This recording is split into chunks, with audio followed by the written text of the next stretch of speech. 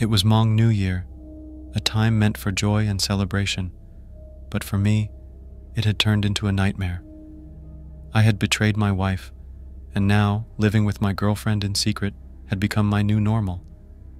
My wife had discovered the truth and her heart broke, leading to her rapid decline in health. She grew weaker each day, her once vibrant spirit dimming until one morning she passed away. The funeral was a somber event, and I struggled to hide my guilt behind a mask of grief. We prepared her body in the traditional way, laying her in a beautiful wooden coffin adorned with flowers. As the family gathered, I tried to blend into the background, avoiding eye contact and suppressing my remorse. In the quiet of the funeral home, when everyone was distracted with the preparations, I found myself alone with my wife's body in the coffin. It was a moment of eerie stillness, and I couldn't shake the feeling of dread that had settled over me. My heart pounded in my chest, but I forced myself to stay calm. Suddenly, something made my blood run cold. My wife's eyes, which had been closed in death, slowly opened. Her gaze locked onto me with a piercing intensity that froze me in place. I could hardly breathe as I stared back, my body trembling uncontrollably. The silence was deafening, broken only by my own ragged breaths. In a state of sheer panic, I took a slow, deliberate step back from the coffin. My mind raced, trying to understand what I was seeing. Was this a trick of my imagination, or was something far more sinister at play? My guilt twisted in my chest like a vice, and I knew I had to seek help. I called out for an elder, my voice barely a whisper. Within moments, 3 respected elders arrived, their faces a mix of concern and confusion. I pointed to the coffin, my voice shaky as I tried to explain what had happened. The elders exchanged solemn looks and began to chant softly, their voices filling the room with an otherworldly resonance. As they spoke their ancient words, my wife's eyes slowly closed again. The tension in the room eased, and the elders nodded in a quiet, grim acknowledgement. They seemed to understand something I couldn't, and I felt a cold sweat break out on my forehead. Despite the elders' reassurance, the haunting incident repeated itself. Whenever I found myself alone with her in the coffin, her eyes would open once more, staring at me with that same unblinking intensity. My fear grew with each occurrence, the guilt weighing heavily on my conscience. I tried to act normally during the funeral, but every time I was alone with her body, the eyes would open again. It became a grotesque cycle of dread and sorrow, a chilling reminder of my betrayal. I couldn't escape the feeling that my actions had summoned something beyond this world. The family began to notice my increasing agitation and the strange occurrences. Whispers of my wife's restless spirit spread among them, and they grew worried. They spoke in hushed tones, their eyes darting nervously around the room. I could sense the growing unease, but I dared not confess my sins. Finally, the elders convened and made a decision. They agreed it was best to close the coffin for the remainder of the funeral. They feared that my wife's spirit was disturbed and needed to be at peace. Their decision was met with a mixture of relief and sorrow. The coffin was closed, and the room fell into a heavy silence. My wife's eyes were hidden from view, and the oppressive atmosphere seemed to lift slightly.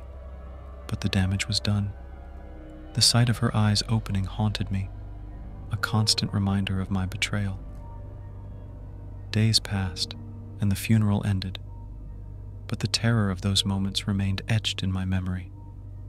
I lived with the knowledge that I had wronged the one who loved me most, and now her spirit seemed to linger, demanding acknowledgement of my guilt. The curse of those eyes stayed with me, a chilling reminder of my betrayal.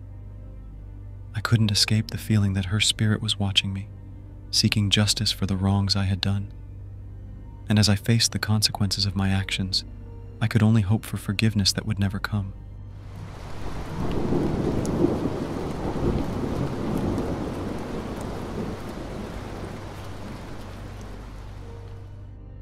In 1977, I met a beautiful woman in Laos. She was enchanting, with a smile that seemed to light up the whole world. We started dating, and I thought I was the luckiest man alive.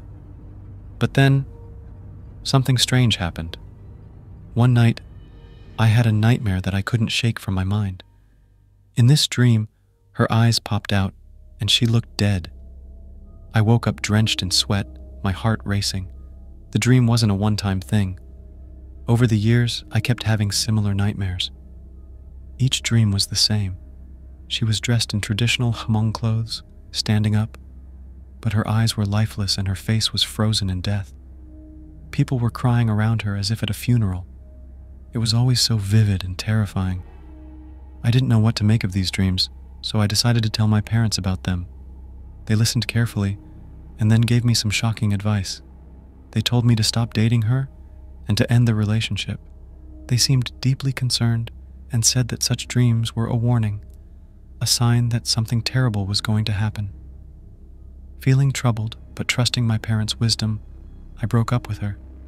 It was a difficult decision, and I felt heartbroken. Soon after, I married another woman, and we built a life together. We were happy, and I hoped that the nightmares were just a figment of my imagination, a bad memory fading over time. 5 years later, I went to the local farmer's market to buy some food for my family. As I walked through the crowded stalls, I noticed a commotion up ahead. Curiosity got the better of me, so I hurried over to see what was going on. When I reached the scene, my blood ran cold. There had been a terrible car accident. I looked at the body on the ground and my heart nearly stopped. It was my ex-girlfriend. She was lifeless, her eyes staring blankly, just like in my nightmares. Her appearance was exactly as I had seen in those chilling dreams. Her eyes were popped out, her face frozen in that same dead expression. I stood there in shock, unable to move or speak. It was as if the nightmare had come to life in front of my very eyes. The resemblance was too perfect to ignore. Her body was exactly how I had dreamed it, lifeless and eerie. The crowd gathered around her, and the scene was like a real-life version of my dreams. People were crying, mourning her death, just as I had seen so many times before.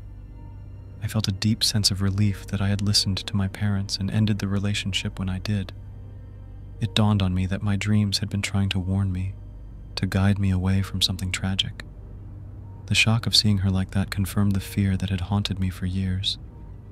I realized that my parents' advice had saved me from a fate that could have been much worse. As I walked away from the scene, my mind was a whirlwind of emotions.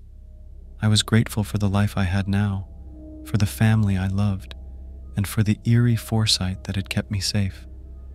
The nightmares were no longer just frightening dreams, but a grim reminder of how sometimes the supernatural might just be trying to help us avoid our darkest fears. That day, I learned to trust my instincts and the warnings that come from the deepest corners of our minds.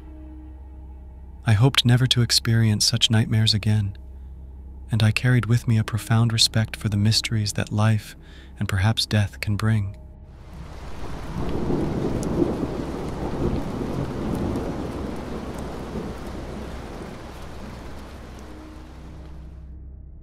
I live in Clovis, California, a city next to Fresno.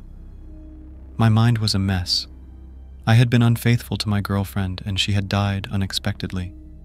She had passed away without closing her eyes at her funeral, and that image haunted me. She has been so heartbroken for the past few years. Because of me, I have been cheating on her with another woman, but I do not want to lose both of them. I still remember the last time I drove alone to my uncle's farm in Redding, California. It was late at night, and the road was empty and dark. I had agreed to help him with some farming. As I drove, the guilt gnawed at me, and the darkness outside seemed to press in on me. I told myself it was just my imagination, but it was hard to shake the feeling that I was being watched. When I finally arrived at the farm, the old place looked even more desolate than usual. There was no indoor shower, so I had to clean up outside. The cool night air felt good on my skin as I showered under the open sky, but I wasn't alone. I heard someone calling my name softly. At first, I thought it was just the wind playing tricks on me, but then I heard it again. I turned around, and my heart stopped. There she was, my dead girlfriend, standing by the edge of the dirt road. Her face was twisted into a horrifying smile, with eyes that seemed to follow me. Her skin was pale, and her expression was one of cruel amusement. I could hardly believe what I was seeing. It was as if her spirit was trapped between worlds, unable to move on. I was so scared that I couldn't think straight. My body felt like lead as I scrambled to the farmhouse, slamming the door behind me. I tried to convince myself that it was a bad dream or a trick of the light, but deep down, I knew that what I had seen was real. The unease settled in my stomach, making me feel sick. Unable to stay another minute, I decided to leave the farm the next morning.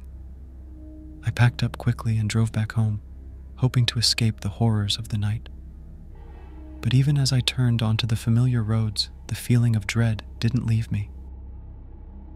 Every time I turned a corner, I saw her again, standing by the dirt road. Her ghostly figure was always in my peripheral vision, just out of reach, but never quite gone. Her face was a ghastly reminder of the wrong I had done. I could hardly keep my eyes on the road as I drove, too terrified to look too long at anything other than the path ahead. My heart pounded with every turn, and my hands gripped the steering wheel tightly. I tried to drive as fast as I could, hoping that if I reached the main road, I might finally be free of her ghostly presence. But even then, the fear lingered, crawling under my skin like a cold, relentless itch. By the time I finally reached the main road, I was shaking. I glanced back at the dirt road, half expecting to see her standing there waiting for me, but she was gone. For a moment, I felt a small sense of relief, only to be replaced by a deep, unshakable sadness. The drive home was silent, save for the hum of the engine and the occasional creak of the car. I couldn't escape the guilt or the haunting images on her face. I knew that I had to live with the consequences of my actions, and no amount of distance could change that. That night, I lay in bed, staring at the ceiling. The memory of her smile, twisted and cruel, haunted my dreams.